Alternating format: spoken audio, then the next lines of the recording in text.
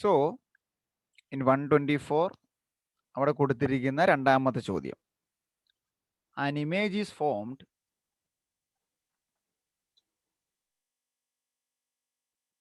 an image is formed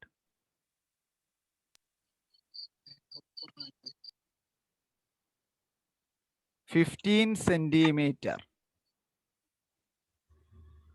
away from a convex lens.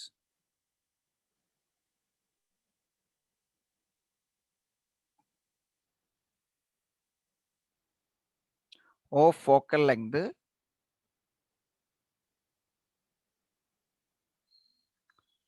10 centimeter. Option A കണ്ടുപിടിക്കുന്നതാണ്. അപ്പം നമുക്ക് ഇങ്ങനത്തെ ചോദ്യങ്ങൾ പരീക്ഷയ്ക്ക് ഉറപ്പായിട്ടും ഉണ്ടാവും. What is the distance of the object from the convex lens? What is the distance of the object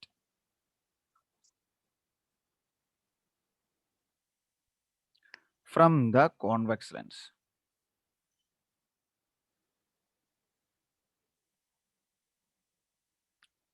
അപ്പൊ ചോദ്യത്തിന് നമ്മൾ എന്തൊക്കെ മനസ്സിലാക്കണം? തന്നിരിക്കുന്ന ഇമേജ് ഈസ് ഫോംഡ്. അപ്പം നമ്മൾ കഴിഞ്ഞ ദിവസം പറഞ്ഞ പോലെ ഒബ്ജക്റ്റിലേക്കുള്ള ദൂരമാണ് യു, ഇമേജിലേക്കുള്ള ദൂരമാണ് വി, ഫോക്കൽ ലെങ്ത് ആണ് എഫ്. അലീന, മലയാളത്തിൽ ഇതുകൊണ്ട് തന്നെയല്ലേ എല്ലാം റെപ്രസെന്റ് ചെയ്യുന്ന? എന്തെങ്കിലും തെറ്റുണ്ടേ പറയണേ, എന്തെങ്കിലും സംശയം ഉണ്ടെങ്കിലും പറയണേ. 15 സെന്റിമീറ്റർ അകലെ ഒരു കോൺവെക്സ് ലെൻസിൽ ഒരു ഇമേജ് ഉണ്ടായി. അപ്പൊ ഞാൻ ചോദിക്കുന്നത്, കാർട്ടീഷ്യൻ സൈൻ അനുസരിച്ച്, പുതിയ കാർട്ടീഷ്യൻ നിയമം അല്ലെ സൈൻ കൺവേർഷൻ അനുസരിച്ച് യു പോസിറ്റീവ് ആയിരിക്കുമോ, വി പോസിറ്റീവ് ആയിരിക്കുമോ, എഫ് പോസിറ്റീവ് ആയിരിക്കുമോ, അതോ ഇതൊക്കെ നെഗറ്റീവ് ആയിരിക്കുമോ എന്ന് അറിയണം. അപ്പം നമ്മൾ കോൺവെക്സ് ലെൻസ് ആണ് പറഞ്ഞു. അപ്പം ഇതാണ് നമ്മുടെ കോൺവെക്സ് ലെൻസ്. ഇത് നമ്മുടെ പ്രിൻസിപ്പൽ ആക്സിസ് അല്ലെങ്കിൽ മുഖ്യ അക്ഷം. ഈ വശത്ത് ഒരു ഒബ്ജക്റ്റ് വെച്ചാൽ അത് ആദ്യം ഒരെണ്ണം പോളിലൂടെ ഒരു വര ഇങ്ങനെ നമ്മളങ്ങ് വരയ്ക്കും. രണ്ടാമതൊരു വര ഇവിടെ വന്നേച്ച് റിഫ്രാക്ഷൻ നടന്ന് ഇങ്ങനെ വരയ്ക്കും. അത് എവിടെ കൂട്ടിമുട്ടുന്നു അവിടെ തല തിരിഞ്ഞൊരു ഇമേജ് ഉണ്ടാവും. അപ്പൊ ഇത് അറിഞ്ഞാലേ, ഈ ഫിഗർ അനുസരിച്ച് ഇത് അറിഞ്ഞാൽ മാത്രമേ നമുക്ക് ഇങ്ങനെയുള്ള പ്രോബ്ലങ്ങൾ ചെയ്യാൻ പറ്റൂ. അപ്പൊ നമ്മളിവിടെ ഒബ്ജക്റ്റിലേക്കുള്ള ദൂരമാണ് യു. അത് ഇവിടുന്ന് ഇങ്ങനെ ഇടത്തോട്ട് അളക്കണേ. പോളിൽ നിന്ന് ഇടത്ത് വശത്തേക്ക് അളക്കുന്ന കാരണം അത് നെഗറ്റീവ് ആയിരിക്കും. മനസ്സിലായോ? വി അളക്കുന്ന എവിടുന്നാണ്? സെൻട്രൽ നിന്ന് ഇങ്ങോട്ട് വലതുവശത്താണ് ഇമേജ് ഉണ്ടാകുന്നത്. സോ ഇമേജിലേക്കുള്ള ഡിസ്റ്റൻസ് ഇതാണ് വി. അതുപോലെ തന്നെ ഒരു കോൺവെക്സ് ലെൻസിന്റെ ഫോക്കൽ ലെങ്ത് എന്ന് പറയുന്നത്, ഒരു റേ വരയ്ക്കുവാണെങ്കിൽ ആ റേ ഇവിടെ വന്ന് വീണേച്ച് ഇവിടെ ഒരു പോയിന്റിൽ കോയിൻസൈഡ് ചെയ്യും. ഇവിടെ വന്നാലും അത് വീണേച്ച് ഈ പോയിന്റിൽ കോയിൻസൈഡ് ചെയ്യും. ഈ വര അപ്പോൾ വരയ്ക്കുന്നത് ഫോക്കസിലൂടെയാണ്. അപ്പോൾ ഫോക്കസ് വലതുവശത്താണ്. ഫോക്കസിലേക്കുള്ള ദൂരം ഇതും എഫ്, അതും പോസിറ്റീവ് ആയിരിക്കും. അപ്പം നമുക്ക് ഒബ്ജക്റ്റിന്റെ ഡിസ്റ്റൻസ് യു നെഗറ്റീവ് ആയിരിക്കണം, വി പോസിറ്റീവ് ആയിരിക്കണം, ഫോക്കൽ ലെങ്ത് പോസിറ്റീവ് ആയിരിക്കണം. ഇത്രയും ആദ്യം മനസ്സിലാക്കണം. ഇനി തന്നിരിക്കുന്ന ക്വാണ്ടിറ്റീസ് അപ്ലൈ ചെയ്യണം. യു നമുക്ക് കണ്ടുപിടിക്കണം, അറിയത്തില്ല. വി എത്രയാണ് തന്നിരിക്കണേ? ഇമേജ് ഈസ് ഫോംഡ് എത്രയാ തന്നിരിക്കണേ? 15 സെന്റിമീറ്റർ. എഫ് എത്രയാ തന്നിരിക്കണേ? 10 സെന്റിമീറ്റർ. എന്നാൽ യുവും വിയും എഫും തമ്മിൽ കണക്ട് ചെയ്യുന്ന ഇക്വേഷൻ ഇതാണ്. 1/f = 1/v minus 1/u. നമുക്ക് കണ്ടുപിടിക്കേണ്ട ഏതാണ്? യു. അപ്പൊ യു ഉള്ളതിനെ അപ്പുറത്തോട്ട് കൊണ്ടുപോകുക, നെഗറ്റീവ് ആണ്, അപ്പൊ പോസിറ്റീവ് ആയി പോവും. 1/u = 1/v minus 1/f. That is equal to 1/15 minus 1/10. That is equal to cross multiply ചെയ്യണം. 10 ഇങ്ങോട്ട് പോകും, 15 അങ്ങോട്ട് പോകും. 10 മൈനസ് 15 ഡിവൈഡഡ് ബൈ 15 ഇൻറ്റു 10 എത്രയായി? 150. അത് 1/u ആണ്. 10 മൈനസ് 15 എത്രയാ? -5. ചെറുതിൽ നിന്ന് വലുത് കുറയ്ക്കുമ്പോൾ മൈനസ് വരും. Divided by 150. അപ്പൊ എത്ര വരും ആൻസർ? -1/30 എന്ന് വരും. 5 15 30 വരും. ഇത് 1/u ആയതുകൊണ്ട് u കിട്ടാൻ എന്നാ ചെയ്യണം? ആൻസറിന് വീണ്ടും തലതിരിച്ചിടണം, അല്ലെ റെസിപ്രോക്കൽ എടുക്കണം. So u is equal to -13 centimetre. അപ്പൊ ഇത്രയും കാര്യങ്ങൾ മനസ്സിലാക്കണം. അപ്പൊ കഴിഞ്ഞ ക്ലാസ്സിൽ അലക്സ് ഒന്നും ഇല്ലാഞ്ഞുകൊണ്ട് ഞാൻ കോൺകേവ് ലെൻസിന്റെ കാര്യം ഇവിടെ ഒന്ന് പറഞ്ഞേക്കാം. ഇതാണ് കോൺകേവ് ലെൻസ്. കോൺകേവ് ലെൻസിന് ഇങ്ങനെ വന്നേച്ച് ഇവിടെ ഇടിക്കുന്ന റേ അകന്നു പോവാണ്, ഇവിടെ വന്ന് ഇടിക്കുന്നു അകന്നു പോവാണ്. അപ്പൊ ഇങ്ങോട്ടാണ് മുട്ടിക്കുന്നത്. ഫോക്കസ് ഇവിടെ ഒരു മുഖ്യ അക്ഷത്തിൽ ഒരു പോയിന്റ് മുട്ടും.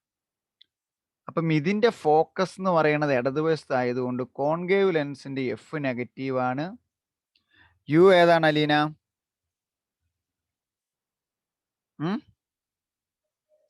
കോൺകേവ് ലെൻസിന്റെ യുവും വിയും എങ്ങനെയായിരിക്കും?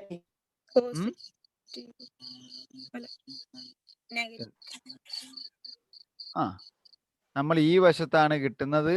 ഇമേജ് ഉണ്ടാകുന്നത് വെർച്വൽ ആണ്. വിയും നെഗറ്റീവ് ആയിരിക്കും. യുവോ? യുവും ആ വശത്ത് തന്നെയാണ് കിട്ടുന്നത്. യുവും നെഗറ്റീവ് ആയിരിക്കും. കോൺവെക്സ് ലെൻസ് ആയിരിക്കും u negative, v positive, f positive.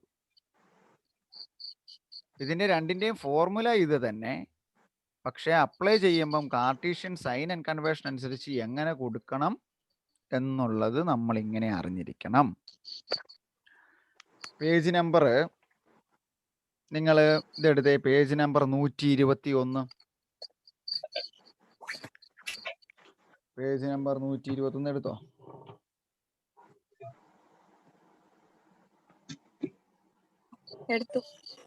അവിടെ നമ്മൾ വരച്ചിരിക്കുന്ന പടം കണ്ടോ? കോൺകേവ് ലെൻസിന്റെ അതിന്റെ ഒബ്ജക്റ്റ് ഇടതുവശത്താണ്. അപ്പൊ ഒബ്ജക്റ്റിലേക്കുള്ള ദൂരം യു നെഗറ്റീവ് ആയിരിക്കും.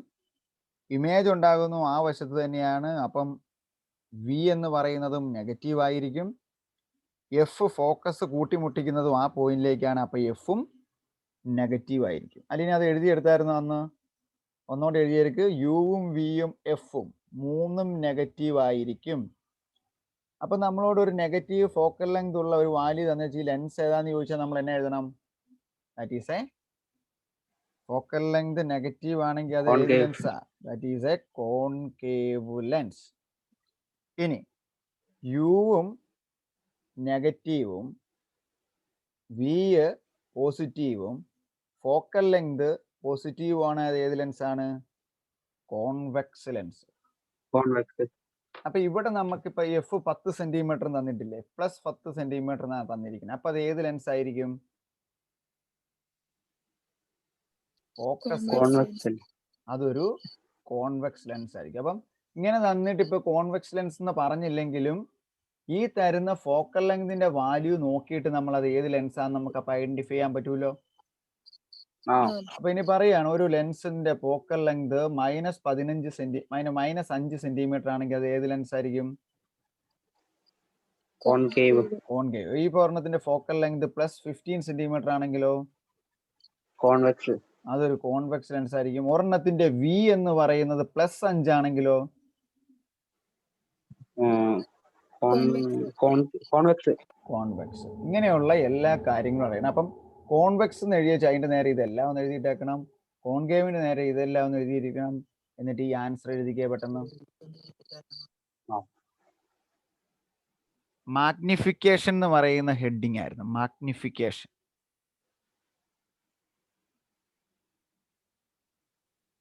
ആവർത്തനം അല്ലായിരുന്നു അലീന? മാഗ്നിഫിക്കേഷൻ എന്ന് പറയുന്നത് രണ്ട് രീതി കാണാം. ഒന്നെങ്കിൽ V/U അല്ലെങ്കിൽ H of the image divided by H of the object. കഴിഞ്ഞ ചാപ്റ്ററിൽ ഇങ്ങനത്തെ അല്ലേ ഇതൊക്കെ മാഗ്നിഫിക്കേഷൻ പഠിക്കണ്ടേ? അവിടെയാണ് ഞാൻ പറഞ്ഞത്, നിങ്ങൾ പരീക്ഷയ്ക്ക് പോകുമ്പം മുഴുവൻ തെറ്റിച്ചേച്ച് തിരിച്ചു വരും. കഴിഞ്ഞ ചാപ്റ്ററിൽ നമ്മൾ മിററാണ് പഠിച്ചത് അല്ലേ? ഇവിടെ നമ്മൾ പഠിക്കുന്നത് എന്താണ്? ലെൻസ് ആണ്. മിററിന്റെ ഫോർമുല ഇതായിരുന്നു, 1/f = 1/v പ്ലസ് 1/u ആയിരുന്നു. ഇവിടെ ലെൻസ് ആയപ്പോ എന്തായി മാറി? 1/f = 1/v minus 1/u. അതുപോലെ തന്നെ മാഗ്നിഫിക്കേഷൻ ലെൻസിന്റെ കേസിൽ m = v/u, that is = hi/ho.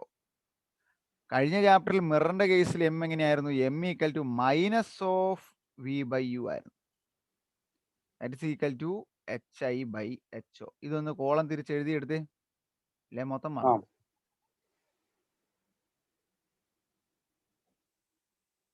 അപ്പൊ ലെൻസും മിററും തമ്മിൽ തിരിഞ്ഞു പോകരുത്. ലെൻസ് മിററിന് നോക്കിയാൽ ഇത് പോസിറ്റീവ് ആണ് അല്ലേ? അതോർത്താ, ഇത് പോസിറ്റീവ് ആണ്, ഇത് നെഗറ്റീവ് ആയിരിക്കും. ഓക്കെ, ഇവിടെ പോസിറ്റീവ് ആണെങ്കിൽ ഇത് നെഗറ്റീവ് ആണെന്ന് ഓർക്കുക. ലെൻസിന് ഇവിടെ നെഗറ്റീവ് ആയിരുന്നു, ഇത് പോസിറ്റീവ് ആണെന്ന് ഓർക്കുക. അപ്പോൾ നമ്മളിവിടെ ലെൻസ് ആണ് പറയുന്നത്, കോൺവെക്സ് ലെൻസ് ആണ് പറയുന്നത്. സോ ഇതിന്റെ മാഗ്നിഫിക്കേഷൻ എന്ന് പറയുന്നത് m എന്ന് പറയുന്നത് hi/ho ആണ്. ദാറ്റ് ഈസ് v/u ആണ്. ഓക്കെ, ഇനിയിപ്പോൾ നമുക്ക് എന്നാ കണ്ടുപിടിക്കേണ്ടത്? ഹൈറ്റ് ഓഫ് ദ ഒബ്ജക്റ്റ് കണ്ടുപിടിക്കണം. അതിനകത്ത് hi/ho = v/u എന്ന് എഴുതിയാൽ ho കണ്ടുപിടിക്കുമ്പോൾ ho ഇവിടുന്ന് ഇങ്ങനെ മുകളിലോട്ട് പോകും. ho = hi/u / v. ശരിയല്ലേ?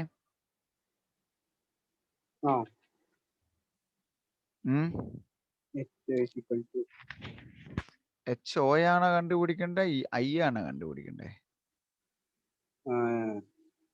hi കണ്ടുപിടിക്കണല്ലേ. ഒബ്ജക്റ്റിനാ 3 സെന്റിമീറ്ററും തന്നെ. അപ്പൊ നമ്മൾ എഴുതിയത് തെറ്റി.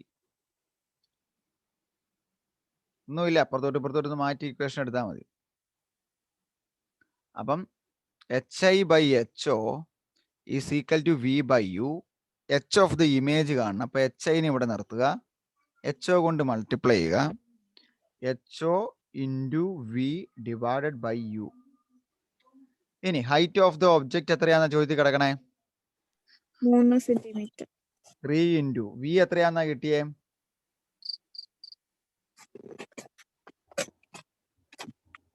v എത്രയാ? v എത്രയാന്ന് ചോദ്യത്തിലാ കിടക്കണം. An image is formed 15 centimetre.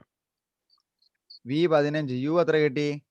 -30. അപ്പൊ എത്രയായി? 15 3 45 /30. ഒരു നെഗറ്റീവ് ഉണ്ട്. 45/30. 5 കൊണ്ട് ഹരിച്ചാൽ 9 5 45, 6 5 30. വീണ്ടും വെട്ടിക്കഴിഞ്ഞാൽ 3 3 9, 3 2 6. 3/2, ദാറ്റ് ഈസ് 1.5 -1.5 എന്ന് കിട്ടും. ശരിയല്ലേ? അപ്പം height of the image negative കിട്ടിയാൽ ആ ഇമേജ് തലതിരിഞ്ഞതാണോ നേരെയുള്ളതാണോ? നേരെയുള്ളത്. എടാ, എന്നാ അങ്ങനെ നെഗറ്റീവ് കിട്ടണേ. It is real and inverted. തലതിരിഞ്ഞതായിരിക്കും കോൺവെക്സ് ലെൻസിന് എപ്പോഴും. It is a real image and inverted. ഇനി hi പോസിറ്റീവ് കിട്ടിയാലോ?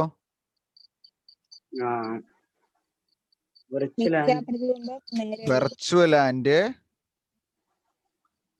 ഇറക്റ്റ്. നേരെയുള്ളതുമായിരിക്കും, മിഥ്യാപ്രതിബിംബമായിരിക്കും. എനിക്കൊരു സംശയം ചോദിച്ചോ? hiയുടെ ഇക്വേഷൻ ഫോം ചെയ്യുമ്പം v - u × ho എന്ന് എഴുതാവോ? ആ h ഇങ്ങോട്ട് മൾട്ടിപ്ലൈ ചെയ്താ ഇപ്പൊ നമ്മള് ഈ ഇക്വേഷൻ ആ ഇക്വേഷൻ hi എഴുതുമ്പം അതിനകത്ത് v/u നെ h കൊണ്ട് ഇൻഡു ചെയ്താലും ശരിയാണോ? v/u നെ h കൊണ്ട് ഇൻഡു ചെയ്യുന്നത് തന്നെയല്ലേ ഞാൻ മറ്റേ പാട് എഴുതിയത്. ഇപ്പൊ ഒരു കാര്യം നമുക്ക് ചെയ്യാം, അത് പറഞ്ഞുതരാം. ഇപ്പം 5/4 = 3/2. ഇതാണ് നമ്മളുടെ hi/ho = ഇത്. ഞാൻ എന്നാ ചെയ്തേ? ആ. ഇതിനെ ഞാൻ ചെയ്തത് 5i = 2 എന്ന് പറഞ്ഞ് എഴുതിയല്ലേ, ഇത് അങ്ങ് കൊണ്ടേ ഗുണിച്ചു. ആ. 4 × 3/2 എത്ര കിട്ടി? 4 3 12/2 6 കിട്ടിയല്ലേ. ഇനിയിപ്പോ താങ്കൾ പറഞ്ഞ പോലെ ഇത് 5i = v/u-നെ 3/2-നെ HO 4 കൊണ്ട് ഗുണിച്ചു. അതുപോലെ തന്നെയല്ലേ 4 3 12/2 6. അതായത് മൾട്ടിപ്ലിക്കേഷൻ മാത്രമാണെങ്കിൽ അവിടെ ഒരു പ്രശ്നമില്ലടോ. അഡീഷനും സബ്സ്ട്രാക്ഷനും വരുമ്പം മാത്രമേ പ്രശ്നമുള്ളൂ. പക്ഷെ ഇവിടെ ഒരു പ്രശ്നമുള്ള എന്നാന്ന്, ഒരു ചെറിയ പ്രശ്നം ഇവിടെ ഉണ്ട്. ഈ ഒബ്ജക്റ്റിന്റെ വലിപ്പം 3 സെന്റിമീറ്റർ അല്ലായിരുന്നോ? ഇമേജിന്റെ വലിപ്പം എത്രയാ കിട്ടിയേ? -1.5 അല്ലെങ്കിൽ 1.5 അല്ലേ? അപ്പൊ അത് ചെറുതാകുമല്ലേ ചെയ്തേ? അപ്പൊ റിയൽ ആൻഡ് ഡിമിനിഷ്ഡ് എന്നല്ലേ പറയണ്ടേ? പക്ഷെ നിങ്ങൾ 125-ാം പേജിൽ ഏറ്റവും മുകളൊന്ന് വായിക്കാവോ? അവിടെ ഒരു പ്രശ്നം ഉണ്ടായി എഴുതിയിരിക്കുന്നതിനകത്ത്. വായിച്ചേ. അതെങ്ങനെയാ മാഗ്നിഫൈഡ് എന്ന് എഴുതിയത്? അച്ചടിച്ചതിന്റെ ആയിരിക്കും. ഞാൻ വെട്ടി ഡിമിനിഷ്ഡ് എന്നാക്കി. അതാ ഞാൻ പറഞ്ഞ. അലീനി ഒന്ന് വായിക്കാവോ പുസ്തകം? മലയാളത്തിലൊന്ന് വായിക്കാൻ ഞാൻ മുമ്പേ പറഞ്ഞപ്പോ താൻ ഇവിടെ ഇല്ലായിരുന്നു. സിയുടെ ഉത്തരം 125-ൽ വായിച്ചേ. പ്രതിബിംബത്തിന്റെ ഉയരം -1.5 സെന്റിമീറ്റർ ആണ്. ഇതിൽ നിന്ന് പ്രതിബിംബം തലകീഴായതും യഥാർത്ഥവും വലുതുമായിരിക്കുമെന്ന് മനസ്സിലാക്കാം. അതെങ്ങനെയാണോ വലുതായത്? 3 സെന്റിമീറ്റർ വലിപ്പമുള്ള സാധനം വെച്ചേച്ച് 1.5 സെന്റിമീറ്റർ വലിപ്പമുള്ള സാധനം കിട്ടിയാൽ അത് വലുതാണോ? അല്ല, ചെറുത്. പുസ്തകത്തിനും തെറ്റ് പറ്റാം, ശരിയല്ലേ? നമുക്ക് കിട്ടുന്ന ഉത്തരത്തെ അങ്ങ് എഴുതിയാൽ മതി അലക്സേ. It may be due to some printing mistake or something like that. Actually നമുക്ക് നമ്മുടെ ആൻസർ കിട്ടി -1.5. നമ്മുടെ ഒബ്ജക്റ്റ് 3 ആയിരുന്നു. ഒബ്ജക്റ്റിനേക്കാളും ചെറുതാണ് കിട്ടിയത്. ഇതിനു മുമ്പ് ഞങ്ങൾ കഴിഞ്ഞ ദിവസം കുറെ പ്രോബ്ലം ചെയ്തായിരുന്നു. തൊട്ട് മുകളിലത്ത് നോക്കി HO 3 അല്ലായിരുന്നോ? അതായത് പേജ് നമ്പർ 124 ആദ്യത്തെ പ്രോബ്ലം കണ്ടോ? ഇപ്പൊ ചോദ്യം എഴുതിയതിന്റെ മുകളിൽ ഒരു ചോദ്യം കണ്ടോ? അവിടെ HO 3 ആയിരുന്നു, HI 6 കിട്ടി. HI 6 കിട്ടി എന്ന് പറയുമ്പോൾ അത് വലുതാണ്, മനസ്സിലായോ? ഒബ്ജക്റ്റിനേക്കാളും വലുതായി. പക്ഷെ ഇവിടെ ശരിക്കും ചെറുതാകും. HI എന്ന് പറയണത് ചെറുതാണ്. So it is a real image and diminished. അല്ല, യഥാർത്ഥ പ്രതിബിംബമാണ്, ചെറിയ പ്രതിബിംബമാണ്. ഓക്കെ, എഴുതിയെടുത്തേ പെട്ടെന്ന്. അലീന അതിലെ ഇറങ്ങിപ്പോയേക്കല്ലോ. ഇല്ല. പുതിയ കൊച്ചു ഇവിടെ ഉണ്ടോ? എടോ നന്ദന. അയ്യോ, കൊച്ചു ഹലോ എന്ന് വിളിക്കുമ്പോ ഈ റോബോട്ട് നീണ്ടു പോവാ. എന്നാലും സാരില്ല, എവിടെ ഉണ്ടല്ലോ അല്ലേ?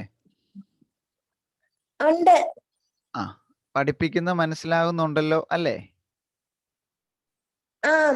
ഞാൻ പറഞ്ഞത് ശരിയല്ലേ? അത് ചെറുതായിരിക്കൂലേ ആ ഇമേജ്? ശരി, എന്നാ പെട്ടെന്ന് എഴുതിയെടുത്തേ. ചാപ്റ്റർ തീർക്കണ്ട എനിക്ക്.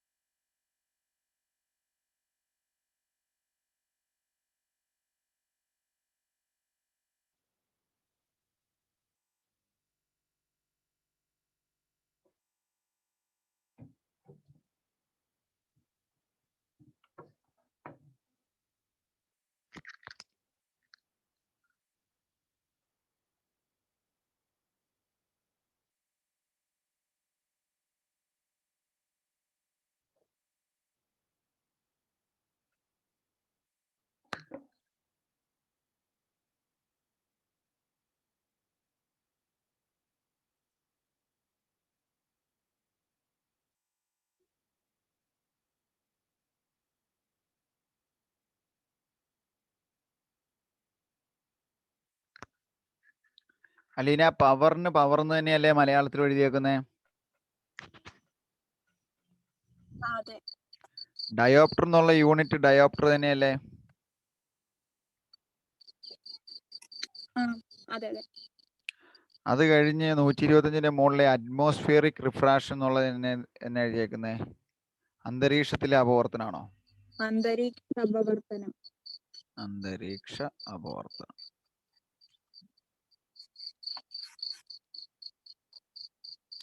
നക്ഷത്രങ്ങൾ തിളങ്ങുന്നതിന്റെ കാര്യമാണ് ചോദിച്ചേക്കുന്നത്. അടുത്തത് ട്വിങ്ക്ലിംഗ് ഓഫ് സ്റ്റാറിന് മിന്നുവാണോ, മിന്നുന്നാണോ? അടുത്ത പേജിൽ ഏറ്റവും ലാസ്റ്റ് ഉണ്ട്. Light coming far of the stars passes through the light each since star is greater distance.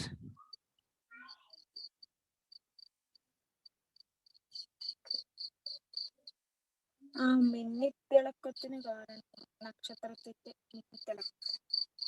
മിന്നിത്തിളക്കം. എഴുതി കഴിഞ്ഞാൽ പൊക്കോട്ടെ, പഠിപ്പിച്ചോട്ടെ. സോ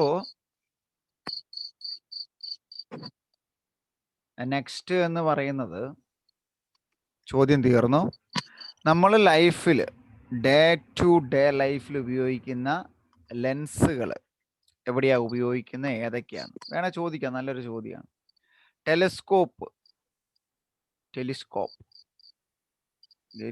ഗലീലിയാണ് ടെലിസ്കോപ്പ് കണ്ടുപിടിച്ചു. ഗലീലിയോ കണ്ടുപിടിച്ചു. ടെലിസ്കോപ്പിൽ ഉപയോഗിക്കുന്നത് ഏത് ലെൻസ് ആയിരിക്കും?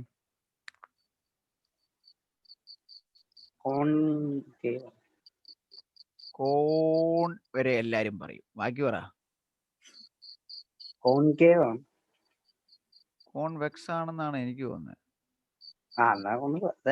അതെന്നാ വെച്ചാലേ അകലേ എന്നുള്ള റേ വരണം അല്ലേ? സ്റ്റാറിൽ നിന്നുള്ള ലേ എന്ന് പറയുമ്പോൾ അങ്ങ് ഇൻഫിനിറ്റി എന്ന് വരുമല്ലേ നമുക്ക് ഒരെണ്ണത്തിനെ കാണണമെങ്കിലേ. അപ്പൊ നമ്മളിങ്ങനെ കണ്ടു കഴിയുമ്പോഴത്തേന് അതൊരു പോയിന്റിൽ വന്ന് വീഴണ്ടേ നമുക്ക് കാണാൻ വേണ്ടി. അപ്പൊ ഏത് ലെൻസ് കൊടുക്കണം അവിടെ? കോൺവെക്സ് ലെൻസ് കൊടുക്കണം. എന്നാലല്ലേ അത് ഫോക്കസിൽ വന്ന് വീണ് നമുക്ക് അവിടെ പോയി നോക്കിയാൽ കാണാൻ പറ്റുള്ളൂ. അങ്ങനെ ചിന്തിച്ചു കഴിഞ്ഞാൽ ഉത്തരം കിട്ടും. ചുമ്മാ കാടറിഞ്ഞ് വെടിവെക്കല്ലേ. അപ്പൊ ഒരു കോൺവെക്സ് ലെൻസ് ആയിരിക്കും എപ്പോഴും എവിടെ ഉപയോഗിക്കുന്നത്? ടെലിസ്കോപ്പിൽ ഉപയോഗിക്കും. ഇതുപോലെ തന്നെയാണ് ക്യാമറ. ക്യാമറ നമ്മൾ എങ്ങനെ അഡ്ജസ്റ്റ് ചെയ്യുന്നത്? ചിലപ്പോൾ നമ്മൾ കണ്ടിട്ടുണ്ട് ഈ ക്യാനോണിന്റെ ക്യാമറ കഴിഞ്ഞ വെച്ചാൽ ഇങ്ങനെ നീളമുള്ള ലെൻസ് ഇരിക്കും ഇവിടെ അല്ലേ? ഇവിടെ ക്ലിക്ക് ചെയ്യുന്ന ബട്ടണും ഇതൊക്കെ ആയിട്ട് ഇങ്ങനെ പല പല ലെൻസുകളാണ്. ഇതിങ്ങനെ കറക്കും നമ്മളല്ലേ. ഇത് കറക്കി എന്നാ ചെയ്യുന്നതെന്ന് ചോദിച്ചാൽ ഇത് തന്നെയാണ് ചെയ്യുന്നത്. ഇവിടുന്ന് വരുന്ന ആൾ ഇവിടെ നിൽക്കുവാണ്. ഇയാള് നിൽക്കുന്ന ഈ സാധനം ഇവിടെ വന്ന് വീഴ്ത്തി വെച്ച് ഇവിടെ ഒരു ലെൻസ് കൊടുത്ത് ഇങ്ങനെ കൃത്യം ഫോക്കസേ വന്ന് വീണാലല്ലേ ആളെ കിട്ടുകയുള്ളൂ, നന്നായിട്ട് തെളിഞ്ഞ് കാണാൻ പറ്റുള്ളൂ. So may be all type of camera നമ്മൾ ഉപയോഗിക്കുന്നത് ഏതായിരിക്കും? കോൺവെക്സ് ലെൻസ് തന്നെയായിരിക്കും. നിങ്ങൾ മറന്നു പോകാതിരിക്കാനാണ് ഞാൻ ഇതൊക്കെ വരച്ച് കോപ്രായം കാണിക്കുന്നത്. ഓക്കെ.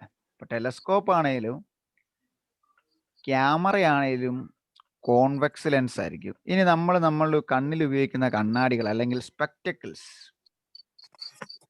കണ്ണാടിക്ക് പക്ഷെ ഒരു പ്രശ്നമുണ്ട്, രണ്ടിത് ഉപയോഗിക്കാറുണ്ട്. നിങ്ങൾ കേട്ടിട്ടുണ്ടോ എന്ന് എനിക്കറിയത്തില്ല. ഷോർട്ട് സൈറ്റ് എന്ന് പറഞ്ഞ ഒരെണ്ണമുണ്ട് അല്ലേ? കണ്ണാടി വെക്കുന്നവരുണ്ടെങ്കിൽ അറിയാം. ഷോർട്ട് സൈറ്റും ഉണ്ട്, ലോങ് സൈറ്റും ഉണ്ട്. അതിന് മലയാളത്തിൽ എന്നാ പറയണേ? അങ്ങനെ തന്നെയാണോ പറയണേ?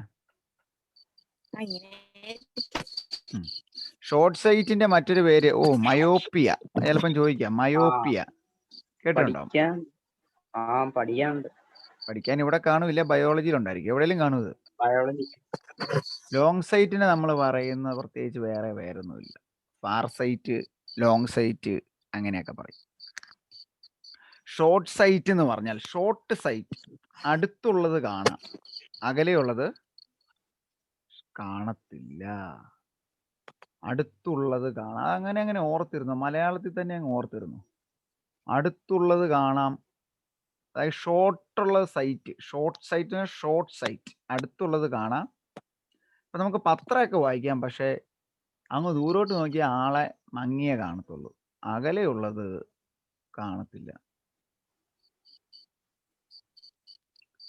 അപ്പൊ ഒന്ന് ആലോചിച്ച് നോക്കി, അകലെയുള്ളത് കാണണമെങ്കിൽ അങ്ങ് അകലേന്ന് വരുന്നത് ഒരു പർട്ടിക്കുലർ ലെൻസിലൂടെ കടന്നുപോയി തിരിച്ചിവിടെ ഒരു പോയിന്റിലേക്ക് കൺവേർ ചെയ്തു തന്നെ, എന്നാലേ നമുക്ക് അവനെ അടുപ്പിച്ച് കൊണ്ടുവരാൻ പറ്റുള്ളൂ.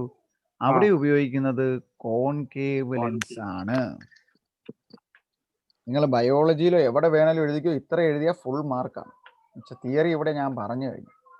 ഷോർട്ട് സൈറ്റ് ഓർ മയോപ്പിയ എന്ന് പറഞ്ഞാൽ we can see the object very near to our eyes, but we can see the object far from our eyes. In this type of case we are using concave lenses.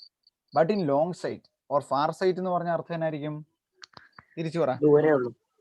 ദൂരെയുള്ളത് നമുക്ക് കാണാം, അടുത്തുള്ളത് കാണത്തില്ല. ഇപ്പൊ നമ്മൾ ഈ പറഞ്ഞ പോലെ അങ്ങ് അകലെ ഒരു ആന പോയാൽ നമുക്കതിനെ വളരെ കൃത്യമായിട്ട് കാണാം. പക്ഷെ നമ്മളുടെ ഒരു പത്രത്തെ വായിക്കണമെങ്കിൽ അല്ലെങ്കിൽ ഒരു ബുക്ക് വായിക്കണമെങ്കിൽ നമുക്ക് കാണത്തില്ല. In that case we are using convex lens. മനസ്സിലാകുന്നുണ്ടോ? അത് നിങ്ങൾക്ക് അറിയാവുന്ന അറിയത്തില്ല. കോൺവെക്സ് ലെൻസിന് അടുത്താണെങ്കിൽ, എഫിനകത്താണെങ്കിൽ വെർച്വൽ തലതിരിഞ്ഞതും വലിയ പ്രതിബിംബം ഉണ്ടാവും അല്ലേ, ഇറക്റ്റ് ആയിട്ടുള്ള വെർച്വൽ ഇമേജ് ഉണ്ടാവും. അപ്പം വലുതായിട്ട് നമുക്ക് കാണാൻ പറ്റും തൊട്ടടുത്തുള്ളതിന്. അപ്പം അത് രണ്ടും അങ്ങ് ഓർത്താൽ മതി. 2 കേസ് അല്ലെങ്കിൽ 3 കേസ്. നിത്യജീവിതത്തിൽ നമ്മൾ ലെൻസ് ഉപയോഗിക്കുന്ന പല പല കേസ് ഉണ്ട്. മൈക്രോസ്കോപ്പ് ഉണ്ട്, ടെലസ്കോപ്പ് ഉണ്ട്, ക്യാമറയുണ്ട്, ബൈനോക്കുലർ ഉണ്ട്, ഇങ്ങനെയുള്ള ഒത്തിരി സാധനങ്ങളുണ്ട്. അതിനകത്ത് സ്പെസിഫൈഡ് ആയിട്ട് പറഞ്ഞിരിക്കുന്നത് ടെലസ്കോപ്പ്, ക്യാമറ, കോൺവെക്സ്. സ്പെക്ടക്കിൾ രണ്ടും ആവാം. That is depend upon our eyes the disability or നമ്മുടെ കണ്ണിന്റെ പ്രശ്നം അനുസരിച്ചാണ് അത് മാറുന്നത്. ഷോർട്ട് സൈറ്റ് എന്ന് പറഞ്ഞാൽ അടുത്തത് കാണാം, അകലത്തെ കാണത്തില്ല. ലോങ് സൈറ്റ് എന്ന് പറഞ്ഞാൽ അകലത്തെ കാണാം, അടുത്തത് കാണത്തില്ല. ഇത് രണ്ടും കൂടെ ചേർത്ത് വായിച്ചു കഴിയുമ്പം ഷോർട്ട് സൈറ്റിനാണെങ്കിൽ കോൺകേവ് ലെൻസും ലോങ് സൈറ്റിനാണെങ്കിൽ കോൺവെക്സ് ലെൻസും ഉപയോഗിക്കണം. വേറെ സംശയമൊന്നുമില്ലല്ലോ അതിന്റെ കാര്യത്തിൽ? വളരെ സിമ്പിൾ അല്ലേ? മനസ്സിലായല്ലോ എല്ലാവർക്കും? പെട്ടെന്ന് എഴുതിയെടുത്താ മതി. So power of a lens.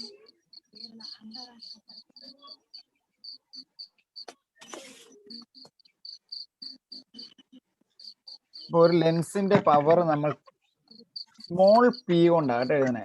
Capital P പ്രഷറാണ്, സ്മോൾ പി കൊണ്ടാണ് എഴുതണേ. Power is equal to one by focal length. പിന്നെ ഒരു കാര്യമായിട്ട് നിങ്ങൾ ശ്രദ്ധിച്ചോണേ, ഇവിടെ ഇതിന്റെ യൂണിറ്റ് ഡി നേടണേ, ഡയോപ്റ്റർ. പക്ഷെ നിങ്ങൾക്ക് ഒത്തിരി പേർക്ക് പരീക്ഷയ്ക്ക് തെറ്റുപറ്റും. കാരണം എന്നാന്ന് ചോദിച്ചാൽ ഞാനൊരു ചോദ്യം തരാം. നമ്മളുടെ ഒരു എന്നാ പറഞ്ഞ ഒരു ലെൻസിന്റെ ഇവിടെ ഒരു കാര്യം കൂടെ പറയാം. പവർ എന്ന് പറയുന്നത് പോസിറ്റീവ് ആണെങ്കിൽ മുമ്പേ പറഞ്ഞ പോലെ അത് കോൺവെക്സ് ആയിരിക്കും. പവർ എന്ന് പറയുന്നത് നെഗറ്റീവ് ആണെങ്കിൽ അത് കോൺകേവ് ലെൻസ് ആയിരിക്കും. അപ്പൊ അങ്ങനെ പരീക്ഷയ്ക്ക് വേണേൽ ചോദിക്കാം. ഒരു കൊച്ചു ഉപയോഗിക്കുന്ന ലെൻസിന്റെ പവർ പോസിറ്റീവ് 0.24 ആണ്. അപ്പൊ അത് ഏത് ലെൻസ് ആയിരിക്കും? കോൺവെക്സ്. ഇനി ഉപയോഗിക്കുന്നത് -0.24 ഡയോപ്റ്റർ പവറുള്ള ലെൻസാണ് ആ കൊച്ചു കണ്ണി വെച്ചിരിക്കുന്നതെങ്കിൽ അത് ഏത് ലെൻസ് ആയിരിക്കും? Concave lens. ഇങ്ങനത്തെ ചോദ്യങ്ങൾ നമ്മൾ എപ്പോഴും ശ്രദ്ധിച്ചോണം. അല്ല കാണാപ്പാടം കുറെ കാണാൻ പഠിച്ചു വെച്ചിട്ട് കാര്യമില്ല. പവർ പോസിറ്റീവ് ആയ, മുമ്പേ നമ്മൾ വേറെ കാര്യം പറഞ്ഞല്ലേ, ഫോക്കൽ ലെങ്ത് പോസിറ്റീവ് ആയ കോൺവെക്സ് ലെൻസ്. ആ ഫോക്കൽ ലെങ്ത് തന്നെയല്ലേ തിരിച്ചിടുന്ന പവറിന്. അപ്പൊ അത് പ്രത്യേകം ചിന്തിക്കേണ്ട ഒരു കാര്യവും ഇല്ലല്ലോ പിള്ളേരെ. ശരിക്കും ആലോചിക്കുക, ഇതിന്റെ 1/, എടുക്കണം എന്നേ ഉള്ളൂ. അപ്പൊ എഫ് പോസിറ്റീവ് ആണെ പവറും പോസിറ്റീവ് ആയിരിക്കും, എഫ് നെഗറ്റീവ് ആണെ പവറും നെഗറ്റീവ് ആയിരിക്കും. എഫും പവറും പോസിറ്റീവ് ആയത് കോൺവെക്സ് ലെൻസും, എഫും പവറും നെഗറ്റീവ് ആയത് കോൺകേവ് ലെൻസും ആയിരിക്കും. Very very important. എന്റെ ചോദ്യമാണ്, ഒരു ലെൻസിന്റെ പവർ, കളറൊന്ന് മാറ്റിക്കോട്ടെ. ഒരു ലെൻസിന്റെ പവർ തന്നിരിക്കുവാണേ.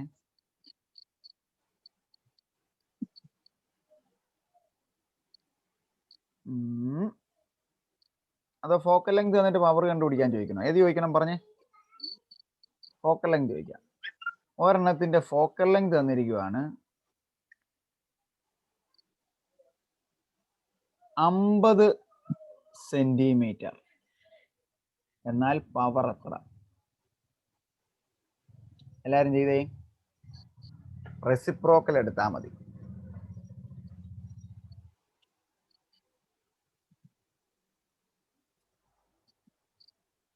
അലക്സിന് എത്ര കിട്ടി? 1/50. ഉത്തരം എത്ര കിട്ടിയെന്ന് പറയടോ ചെയ്തിട്ട്. 50 എന്നുള്ളത് ചെയ്യാൻ എളുപ്പത്തിന് 10 ആക്കി തരണോ? 1/2 ആണോ? 1/2. അലക്സിന് 1/2.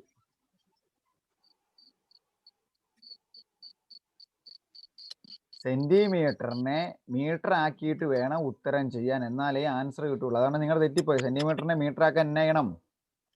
ഇത് ചെയ്യണം. ഇതെന്നാ ഇതേ 10⁻² കൊണ്ട് മൾട്ടിപ്ലൈ ചെയ്യണം. 1/50 × 10⁻² എന്നല്ലേ കിടക്കണേ. 10⁻² മോളിൽ പോയാൽ എന്നാ ആകും? 10⁻² ആവും. /50 ആവും. 10⁻² എന്ന് പറഞ്ഞാൽ 100 അല്ലേ? 100/50. ആൻസർ എത്രയാണ്? 2 ഡയോപ്റ്റ്. എന്നാ രസം നോക്കിയാ ചെയ്യാൻ. മനസ്സിലായോ എങ്ങനെയാ ചെയ്തതെന്ന്? 1/50. ഇതാണ് ആ പേജ് നമ്പർ 125 ആ വയലറ്റ് കോളത്തിൽ കൊടുത്തിരിക്കുന്നതിന്റെ ഏറ്റവും അവസാന സെന്റൻസ്. പവർ ഇങ്ങനെ കാണുന്നത് 1/, ലെൻസിന്റെ എന്നിട്ട് power of a lens is a reciprocal of the focal length expressed in metres. മീറ്ററിൽ പറയണമെന്ന് അവിടെ പറഞ്ഞിട്ടില്ലേ Aleena? That is very very important. അപ്പൊ മീറ്ററിലോട്ട് മാറ്റാതെ ഉത്തരം ചെയ്താൽ 1/2 മാർക്ക് പോലും കിട്ടില്ല. നന്ദനയ്ക്ക് പറഞ്ഞത് മനസ്സിലായോ? മനസ്സിലായി. ഇപ്പൊ ചെയ്യാൻ പറ്റാതെ വന്നത് എന്നാ കാര്യം മനസ്സിലായോ? അന്ന് അതിന്റെ തൊട്ട് താഴെ ഒരു ചോദ്യം കിടപ്പുണ്ട്. Calculate the power of a lens with focal length +25 centimetre. തന്നെ ഇതേ 25 സെന്റിമീറ്റർ ആണ് ഫോക്കൽ ലെങ്ത് എങ്കിൽ പവർ കണ്ടുപിടിക്കുക. അലക്സ ചെയ്തേ.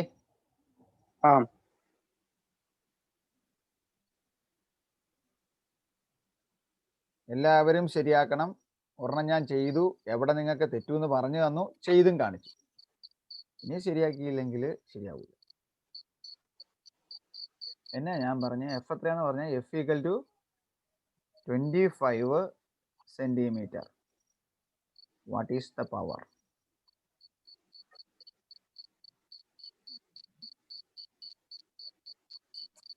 അലക്സ ഇത് കോൺകേവ് ലെൻസ് ആണോ കോൺവെക്സ് ലെൻസ് ആണോ? കോൺവെക്സ്. അത് വേണേ അവിടെ ഒന്ന് എഴുതിയിട്ട് കേട്ടോ. എഫ് പോസിറ്റീവ് ആണേ. ചിലപ്പോൾ ആദ്യത്തെ ചോദ്യം അങ്ങനെ ചോദിക്കാം, ഇത് ഏത് ലെൻസ് ആണ് എന്നിട്ട് വേണോ ചോദിക്കാം. ഓപ്ഷൻ എ ഏത് ലെൻസ് ആണ്, ഒരു 1/2 മാർക്കിന് ചോദിക്കാം. സംശയം ചോദിച്ചോളൂ, എത്ര വേണം ചോദിച്ചു. ഈ റീസ്റ്റ് വന്നത് അത് ഡിവൈഡ് അങ്ങനെ പഠിച്ചിട്ടില്ല. എന്നാ പഠിച്ചിട്ടില്ല വേണ്ട. നിങ്ങൾ ഇങ്ങനെ പറഞ്ഞാൽ പഠിച്ചിട്ടുണ്ടോ? A⁻m × A⁻n =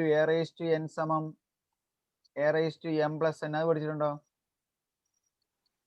അല്ല, വേറെ ഏതോ രീതിയിലാണ് ഡിവൈഡ് 100/, അങ്ങനെയൊക്കെയാണ് ലിറ്ററിനൊക്കെ. അങ്ങനെ നിങ്ങൾ പഠിച്ചിട്ടുള്ളോ? എന്നാ അങ്ങനെ ചെയ്ത് കാണിച്ചു തരാം. എനിക്ക് ഏതാണെങ്കിലും കുഴപ്പമില്ല. അപ്പൊ മുമ്പേ 50ന്റെ അല്ലേ നമ്മൾ ചെയ്തേ, അത് തന്നെ ചെയ്ത് കാണിക്കാം. +50 സെന്റിമീറ്റർ എന്നാ ചെയ്തേ. അപ്പൊ power is equal to 1/50 centimeter. സെന്റിമീറ്ററിനെ മീറ്റർ ആക്കാൻ 100 കൊണ്ട് ഹരിക്കണം. സെന്റിമീറ്ററിനെ മീറ്റർ ആക്കാൻ 100 കൊണ്ട് ഹരിക്കണം. അത് ഓർത്തിരിക്കത്തില്ലേ? അപ്പൊ എത്രയാവും? 1/50 ഡിവൈഡഡ് ബൈ 100. ഈ 100 എന്നാ പറ്റും? മോളിൽ പോവും. 100/50 2D. അത് പറ്റുമോ അലക്സിന്? ഏത് വേണമെന്ന് പറഞ്ഞാൽ മതി, ഞാൻ എന്തിനും റെഡിയാണ്. ഞാൻ ഇച്ചിരി മറ്റതും വലിയ കാര്യമൊന്നുമില്ലല്ലോ. 100 കൊണ്ട് ഡിവൈഡ് ചെയ്യുന്നതിന് പകരം 10⁻² എന്ന് എഴുതി. മനസ്സിലായോ? ഡിവൈഡ് ചെയ്യുന്നതിന് മൈനസ് എഴുതുക, ഗുണിക്കുന്നതിന് പ്ലസ് എഴുതുക. അത് വെട്ടിക്കളയാനൊന്നും പോകണ്ട, ഇത് കൂട്ടത്തിൽ എഴുതിയെടുത്താൽ മതി. എന്നാ ഈ രീതിയോ ഏത് രീതി വെച്ചാൽ ഇപ്പോഴത്തെ ഉത്തരം പറ, അല്ലെങ്കിൽ ആൻസർ പറ. 25ന്റെ എവിടെ ഏറ്റ് നിൽക്കാൻ കുറെ നേരമായി കൊച്ചു നിൽക്കുന്നത്.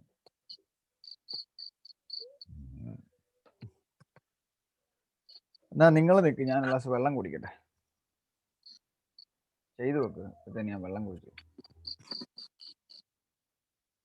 കിട്ടിയേ അലക്സിന് 4D, അലീനയ്ക്ക് 4D. ന്യൂ ബേബി എത്ര കിട്ടിയിടോ?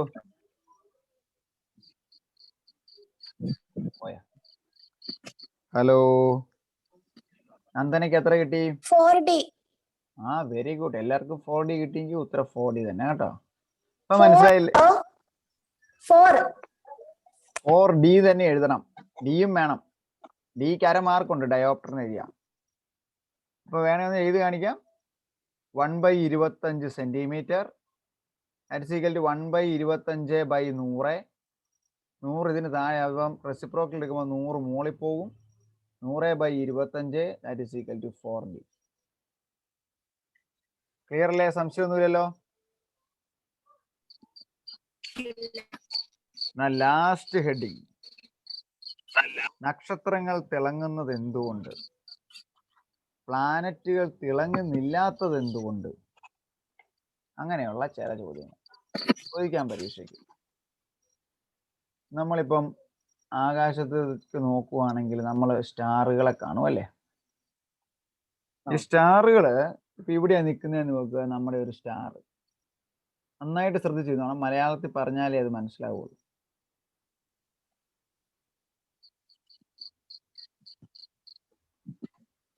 ഈ സ്റ്റാർ ഇവിടെയാ നിൽക്കുന്നതെങ്കിൽ സ്റ്റാറിന്റെ അവിടെയൊന്നും അന്തരീക്ഷം ഇല്ല അല്ലെ? കുറെ ദൂരം വാക്കെന്ന് പറഞ്ഞാൽ അതിന് ശൂന്യതയാണ്.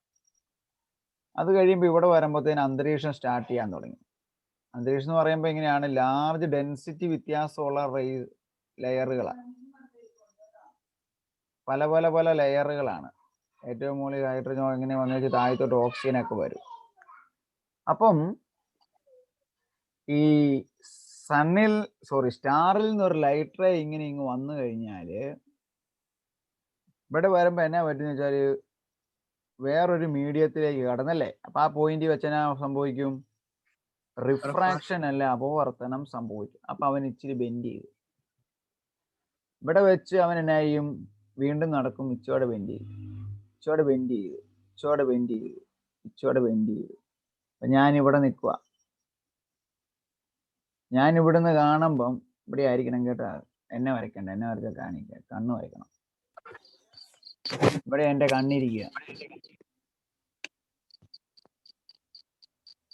കണ്ണാണോ? ഇവിടുന്ന് സ്ട്രെയിറ്റ് ലൈൻ ആയിട്ട് വരച്ചു കഴിഞ്ഞാൽ അപ്പൊ ഈ സ്റ്റാർ എവിടെയാന്നാ ഞാൻ കാണുന്നത്? അതിന്റെ ഇടത്തെ സൈഡിലായിട്ട്. അതെ, ഇവിടെ ഒരു പോയിന്റിലായിട്ട് സ്റ്റാർ കാണുന്നത് അല്ലേ? അപ്പൊ ഇതാണ് ഇതിന്റെ കാരണം. സ്റ്റാറിൽ നിന്നുള്ള വെട്ടം അന്തരീക്ഷത്തിൽ കയറി കഴിയുമ്പോൾ അവിടെ കണ്ടിന്യൂവസ് റിഫ്രാക്ഷൻ അല്ലെങ്കിൽ തുടർച്ചയായ അപവർത്തനങ്ങൾ സംഭവിക്കുന്നത് മൂലം നമ്മളൊന്ന് അനങ്ങുവോ, അങ്ങോട്ടും ഇങ്ങോട്ടും അനങ്ങുവോ മാറുവോ ചെയ്താൽ എന്നാ പറ്റും? നമുക്ക് ആ പോയിന്റ് ഉള്ളതായിട്ടും ഇല്ലാത്തതായിട്ടും ഇങ്ങനെ തോന്നും. ആ തോന്നലാണ്. അപ്പൊ ശരിക്കും സ്റ്റാർ കെടുന്നുണ്ടോ പിള്ളേരെ? ഇല്ല. ഇല്ല. എപ്പോഴും സ്റ്റാർ എന്ന് പറഞ്ഞത് സണ്ണിനേക്കാൾ ഇങ്ങനെ വട്ടത്തിലുള്ള ഗോളാണ്. സൂര്യനേക്കാൾ അനേകായിരം വലിപ്പമുള്ളതാണ് ഈ സ്റ്റാർ എന്ന് പറഞ്ഞ സാധനം. അതൊരിക്കലും കെടുന്നുമില്ല, തെളിയുന്നുമില്ല, ഓഫാകുന്നുമില്ല. ഇത് നമ്മുടെ ഒരു തോന്നലാണ്. എന്തുമൂലമാണ് അത് തോന്നുന്നത്? കണ്ടിന്യൂവസ് റിഫ്രാക്ഷൻ, അന്തരീക്ഷത്തിലെ കണ്ടിന്യൂവസ് റിഫ്രാക്ഷൻ മൂലം. മനസ്സിലായോ? അവിടെ ഒരു പ്രത്യേകതയുള്ളത്, ഒരു പോയിന്റിൽ നിന്നാണ് ലൈറ്റ് വരുന്നതെന്ന് നമുക്ക് തോന്നുന്നു. അതാണ് അടുത്ത പോയിന്റ് പറയേണ്ടത്. ഒരു സിംഗിൾ സോഴ്സേ ഉള്ളെന്ന് നമുക്ക് തോന്നും. അതെന്നാ ഞാനത് പറയാൻ കാരണം എന്ന് ചോദിച്ചാൽ, നിങ്ങൾ ചിലപ്പം കണ്ടിട്ടുണ്ടായിരിക്കും അന്തരീക്ഷത്തോട്ട് നോക്കുമ്പോൾ ഗ്രഹങ്ങളെ കാണാന്ന് പറയുന്നത് അല്ലേ, ശുക്രനെയൊക്കെ കാണാന്ന് പറയും. പക്ഷെ അവന്മാര് കെടുന്നതായിട്ട് തോന്നിയില്ല. അങ്ങനെ ഉണ്ടോ? ഭൂമിയുടെ ഏറ്റവും അടുത്ത് വൈകുന്നേരം ആകുമ്പോഴത്തേന് ഈ പടിഞ്ഞാറിൻ്റെ ആ സ്ഥലത്തോട്ട് നോക്കിക്കഴിഞ്ഞാൽ ഒരു നക്ഷത്രം നല്ല വെട്ടത്തിൽ തെളിഞ്ഞു നിൽക്കും, മറ്റു കുഞ്ഞു കുഞ്ഞു പീക്കിരി നക്ഷത്രത്തെക്കാളും. ഈ കുഞ്ഞു കുഞ്ഞു പീക്കിരി നക്ഷത്രങ്ങളാണ് നമുക്ക് കെടുന്നതായിട്ട് തോന്നണേ, പക്ഷേ ഈ വലിയ ആന നക്ഷത്രം കെടുന്നതായിട്ട് തോന്നില്ല. അല്ലെങ്കിൽ അതൊരു എന്നാ പറഞ്ഞ ഒരു പ്ലാനറ്റ് ആണ്, അല്ലെങ്കിൽ അതൊരു ഗ്രഹമാണ്. ഒരു ഗ്രഹം കെടുന്നതായിട്ട് തോന്നുന്നില്ല. കാരണം എന്നാ? അങ്ങനൊരു ചോദ്യം വേണം ചോദിക്കാം. അതിന്റെ പല സ്ഥലത്തു നിന്ന് നമുക്ക് എന്ത് കിട്ടും? പല പോയിന്റിൽ നിന്ന് സോഴ്സ് ഓഫ് ലൈറ്റ് നമ്മുടെ കണ്ണിൽ വീഴും. ഒരെണ്ണം മാറിപ്പോയാലും മറ്റത് വീഴും, അത് മാറിപ്പോയാൽ അടുത്തത് വീഴും. സോ ഇത് not be a single source, ഒരു മൾട്ടിപ്പിൾ സോഴ്സ് ആയിരിക്കും. അല്ലെങ്കിൽ ഒന്നിൽ കൂടുതൽ സ്രോതസ്സിൽ നിന്ന് ലൈറ്റ് വരുന്നതായിട്ട് എവിടെ തോന്നും? പ്ലാനറ്റിൽ തോന്നും. ഒരു സോഴ്സിൽ നിന്ന് മാത്രം, ഒരു പോയിന്റ് സോഴ്സിൽ നിന്ന് മാത്രം ലൈറ്റ് വരുന്നതായിട്ട് എവിടെ തോന്നും? സ്റ്റാറിൽ തോന്നും. അതുകൊണ്ടാണ് സ്റ്റാർ ട്വിങ്കിൾ ചെയ്യുന്നതും മിന്നിത്തിളങ്ങുന്നത് പോലെ തോന്നുന്നതും ഗ്രഹങ്ങൾ മിന്നിത്തെളിയാത്തത് പോലെ തോന്നും. ഇനി പേജ് നമ്പർ 126 എടുത്ത്. അവിടെ കണ്ട ഒരു കൊച്ചൊരു LED അവിടെ തെളിച്ചു വെച്ചിട്ടുണ്ട്. പ്രത്യേകിച്ച് പരിപാടിയൊന്നും ഇല്ലായിരുന്നു കൊച്ചിന്. എന്നിട്ട് അതെന്നാ ഇത് അതിന്റെ ഇപ്പറേ കൊണ്ടുപോയി ഒരു തേപ്പൂട്ടി ചൂടാക്കി ഇങ്ങനെ പിടിച്ചു.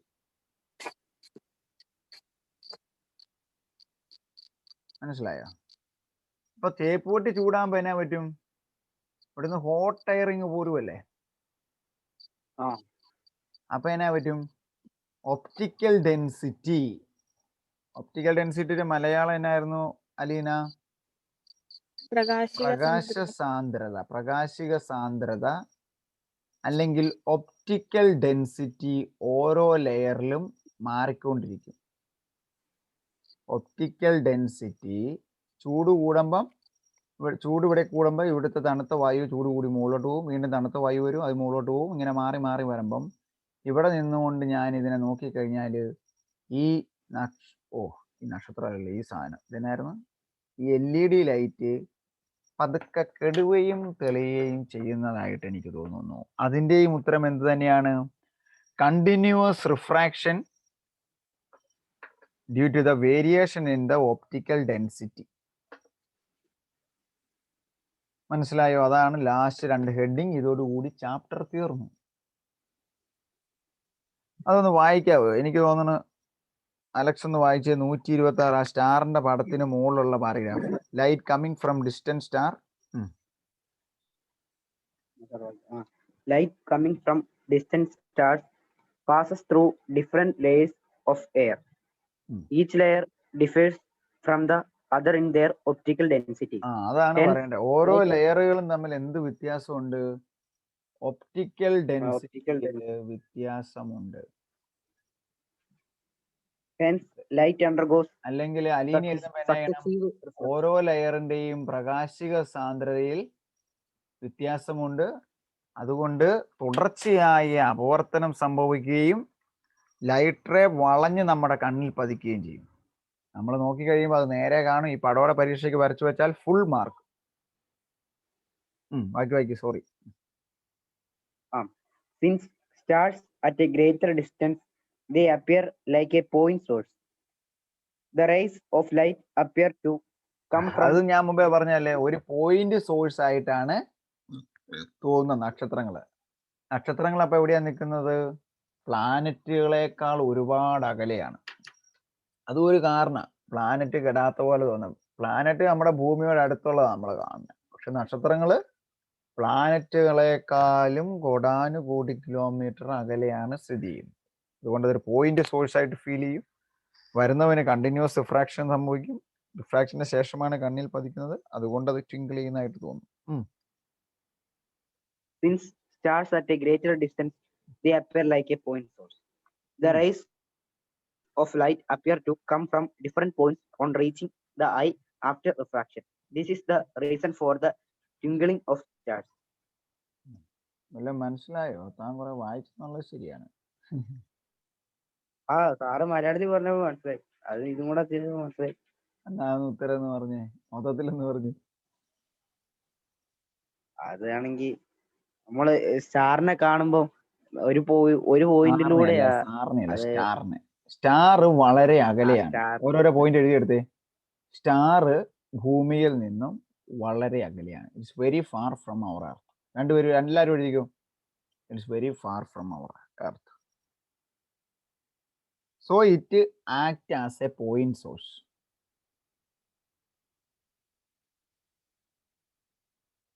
So it acts as a point source. When the light rays coming from the star, when the light rays coming from the star, comma, undergo continuous refraction in atmosphere. അറ്റ്മോസ്ഫിയറിൽ വരുമ്പം കണ്ടിന്യൂസ് റിഫ്രാക്ഷന് അണ്ടർഗോ ചെയ്യും. Due to the continuous change in the optical density of the atmosphere layers,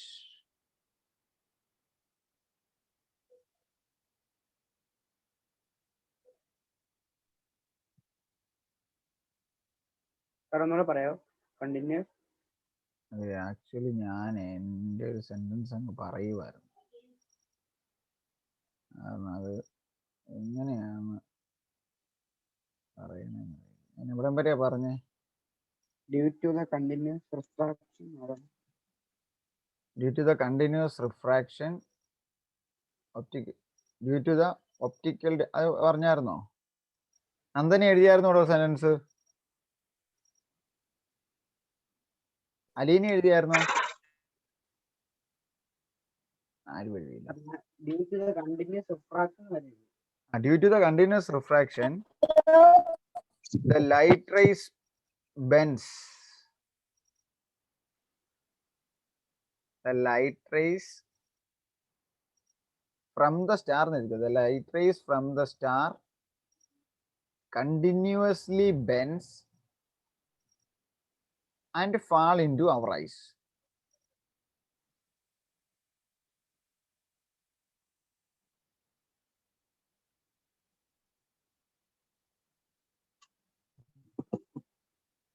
So it appear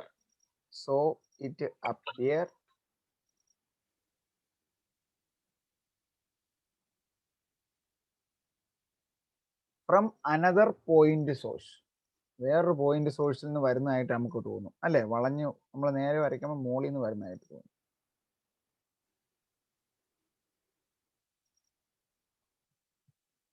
ഇനി അടുത്ത paragraph എഴുതാനേ. But the planets are closer to Earth. ഭൂമിയോട് അടുത്താണ്.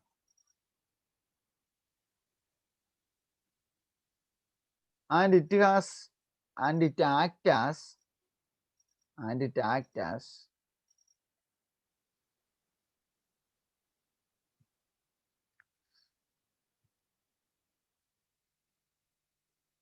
more point sources. ഒരെണ്ണമല്ല, more than one point sources.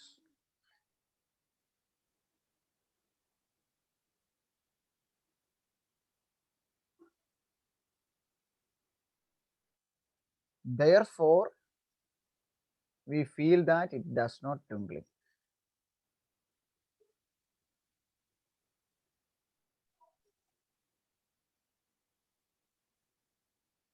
We feel that it does not tinkle. അത് twinkle ചെയ്യല.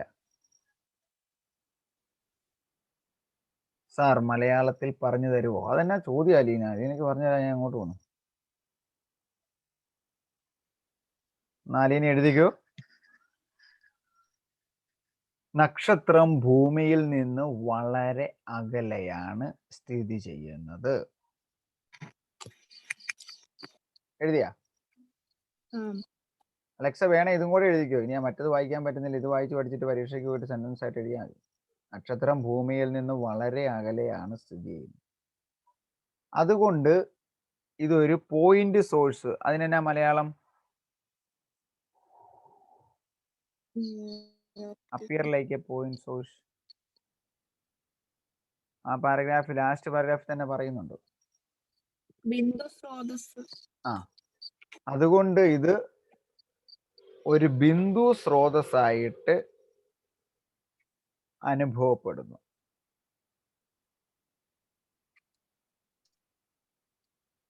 Full stop. എഴുതിയോ? ഈ സ്രോതസ്സിൽ നിന്നുള്ള പ്രകാശം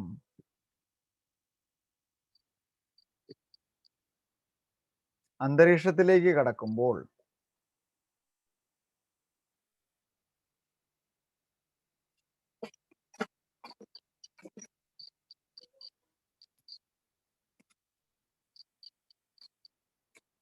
അന്തരീക്ഷത്തിലെ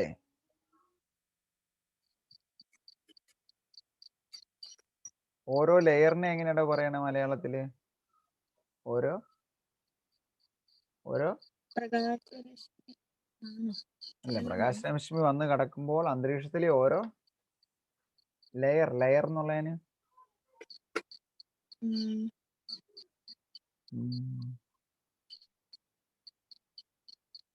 പാളികളിലും.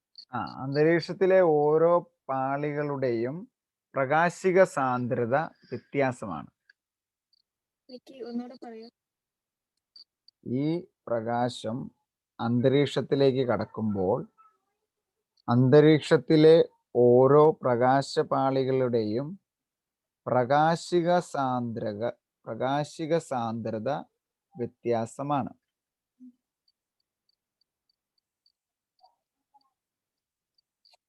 ശരിയല്ലേ?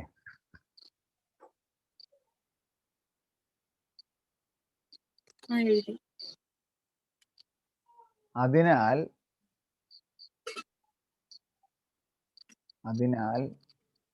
ഈ പ്രകാശരശ്മി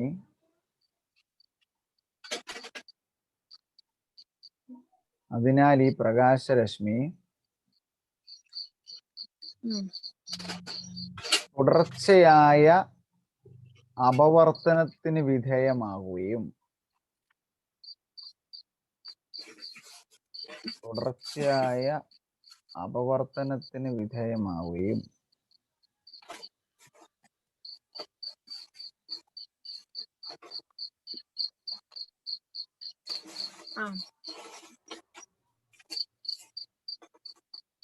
നക്ഷത്രത്തിൽ നിന്നുള്ള പ്രകാശം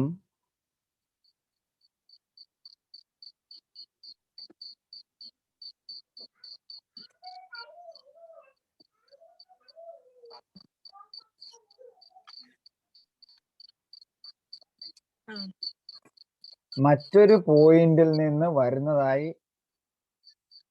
ബിന്ദുവിൽ നിന്ന് വരുന്നതായി തോന്നുകയും ചെയ്യുന്നു.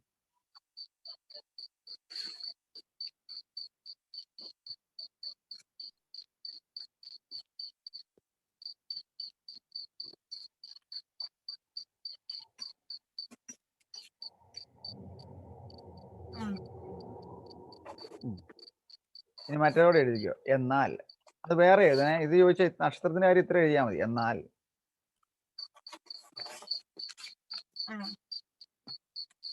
പ്ലാനറ്റിന്റെ മലയാളം തന്നെ ഗ്രഹങ്ങൾ ഭൂമിയോട് അടുത്താണ്.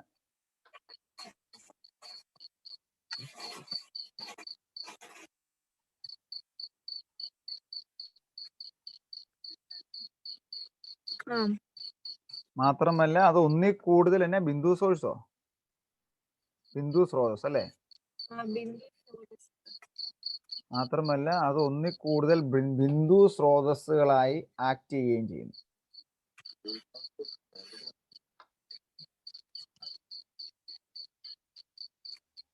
അതുകൊണ്ട് ഗ്രഹങ്ങൾ തിളങ്ങുന്നില്ല. നിങ്ങൾ ഈ വീഡിയോ കണ്ടോ? അലക്സ് കണ്ടായിരുന്നോ? എടോ മൊബൈലേ നോക്ക്. ഒരു വീഡിയോ കാണാവോ? നന്ദന തനിക്ക് കാണാവോ?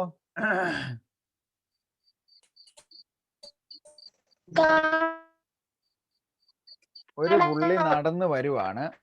നടന്നു വന്നേച്ച് പുള്ളി രാത്രിയിലാ വന്നത്. തീ അവിടെ വെച്ചേച്ച് കൃത്യം നക്ഷത്രത്തിന്റെ താഴെ കൊണ്ടുപോയി വെച്ചേച്ച് നമ്മുടെ മറ്റേ സാധനം ഇല്ലേ, ഇത് മുകളിലോട്ട് പറന്നു പോണല്ലോ. ഇത് കാർട്ടൂണാ കേട്ടോ.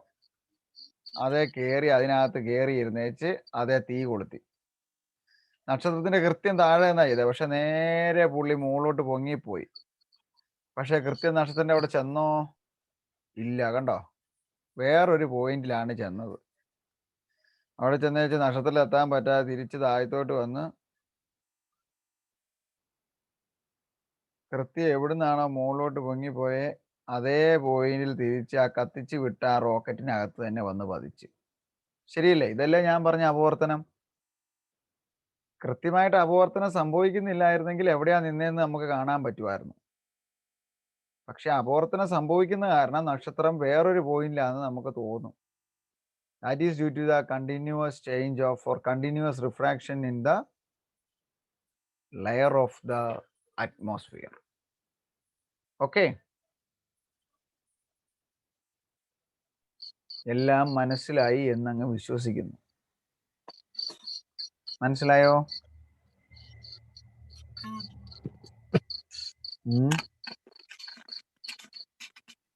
നിർത്തിയേക്കാം. ആ. അപ്പൊ ഓക്കെ, ബൈ ബൈ.